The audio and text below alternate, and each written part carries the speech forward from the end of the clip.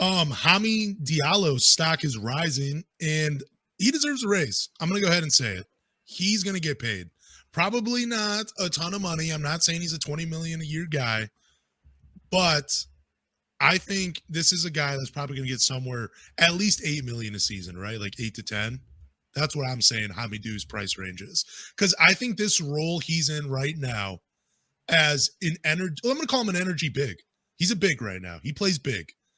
The way he's cutting and making dives to the basket, he looks like Travis Kelce in the Kansas City Chiefs offense, just finding holes in the defense to give his quarterback a lane to throw in. Like, he does that. Like, he's so good at finding those holes in the defense, whether he's cutting on the baseline or coming off the wing. It's incredible. I think Hami gets paid $8 to $10 million per year. I think is fair for an energy guy like Diallo that can't shoot outside 15 feet. But what about you, Anthony? What would you pay Hamidou Diallo in free agency?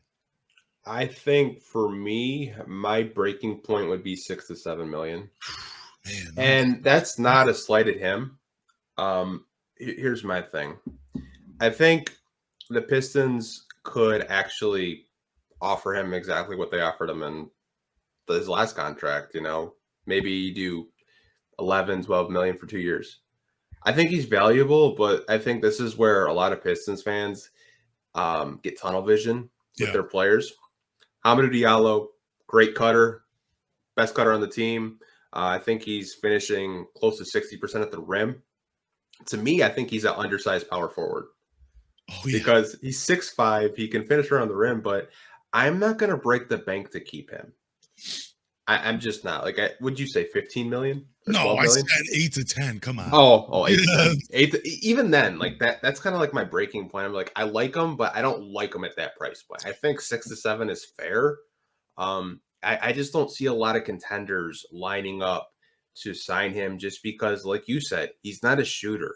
And I think in today's NBA, I think there's room for him. But if you can't even have a perimeter shot, most contending teams or even teams that are kind of like in the middle of the pack aren't going to break the bank to keep him.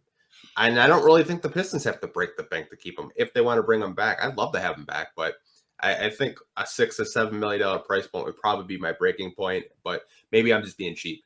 Well, I said 8 to 10 million. Part of it is because I believe the cap is supposed to go up, right? So like 8 to 10 million is a smaller percentage of what it would have been even this past season, I believe. So I don't know, like maybe 10 million is a little high. It could be talked down from that number. I thought 8 million. I think that's more fair because you're right. If he had a corner 3-point shot, he'd be a little bit more valuable. He'd be way more valuable. But I love his energy. I love the way he plays. And I do believe guys like that can make a role for themselves on a contending team. I mean, he's not going to play big minutes. Like if he's in that 17 to 20 minute range and just providing energy and like, I don't know, getting some key rebounds, making a steal, there's value in that. I mean, he had double-figure points last night, I believe, in the first half. You know, it's not a lot, but I mean, he's understanding his skill set and getting the most out of it. And I think that's worth something. Yeah, I mean, I feel like he's valuable. It's just, I kind of look at the way the team's constructed, and this isn't his fault. I just think they need 3-and-D wings, and he just kind of he doesn't give you any threes. He gives you some defense. I mean, now he gives you defense, but last year he wasn't giving the Pistons any defense. That's why Josh Jackson beat him in the rotation. Yeah, he gambled a lot last year. Because Josh Jackson was a better defender. But like I said, he's grown a lot. I know this is, one of Troy Weaver's draft picks, and that's why he's here, because Troy trusts him. But I think if this team is competing, you have to ask yourself, is Hamidou Diallo still on this team?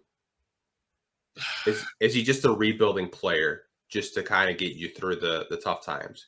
Can you see Hamidou Diallo on a championship or a playoff contending team on the Detroit Pistons? And I don't know. Well, I guess it would be like, what do you think his role would be? Like, it'd be like a 9th to 10th man. Like, if he's your 9th to 10th man, I don't know. I think your team's still pretty competitive. If he was in that Rodney Magruder spot, the team's way more talented, right? If he's buried further on the bench. And I think, because I don't know if Rodney Magruder's a better basketball player than Diallo. They play different roles in different positions, but I think he's valuable. It's just, I think sometimes Pistons fans, We all think our players are worth like 2 first-round picks, right? And that's okay. Yeah, We love our team. We think every guy is a superstar. I definitely But think that. I think in his ceiling, he's maybe a 6th or 7th man off the bench that is a really good cutter, really aggressive at taking it to the basket. But his biggest weakness is jump shooting. Yep. And I don't know if he can develop it. If he can, like you said, I would have no problems if he had a consistent league average jump shot. I'd give him 8 to 10 million all day, but he doesn't. And I think when you're an offensive, 3-point driven league, you're going to need guys. Every guy on your team needs to be able to hit a 3-point shot.